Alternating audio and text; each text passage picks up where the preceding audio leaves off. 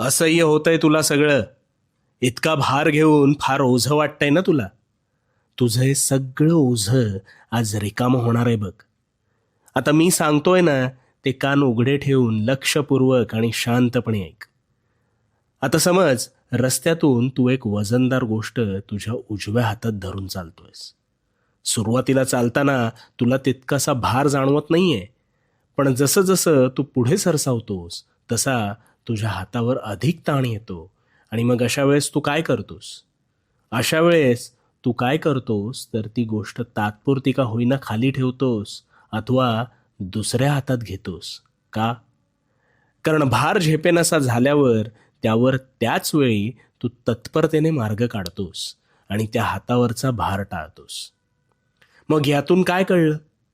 ज्यावेळी भार होतो असं वाटतं त्यावेळी त्याच वेळेस त्यावर तोडगा काढणं हे भाग असतं.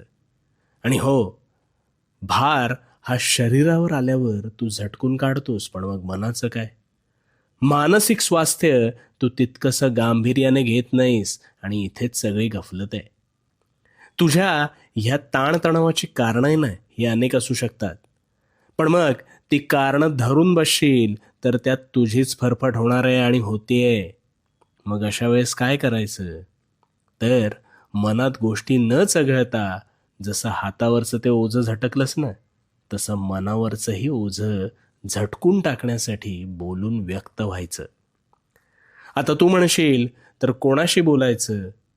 तर जिथे तुला मनमोकळेपणाने बोलता येतं ना, अशा कोणत्याही व्यक्तीशी बोल. पुरता भार निघून जाईल बघ. अथवा कोणालाच सांगायचं नसल्यास तुला ज्याचा त्रास होतोय ते तुझ्या दैनंदिनीत लिहून काढ. आता तू म्हणशील, याने काय होणार आहे? अरे कुठेतरी का होईना व्यक्त झालास म्हणून हा भार जो आहे ना, हा निश्चितच हलका होणार आहे. आणि तुझ्या तणावाचं जे रूपांतर आहे ते मानसिक विकारात न बदलता तू तुझ्याच प्रश्नातून इथे मोकळा होणार आहेस. चल, चल सोडून दे आता तो भार. आणि भिवू नकोस, मी तुझ्या पाठीशी आहे. भिवू नकोस, मी तुझ्या पाठीशी आहे.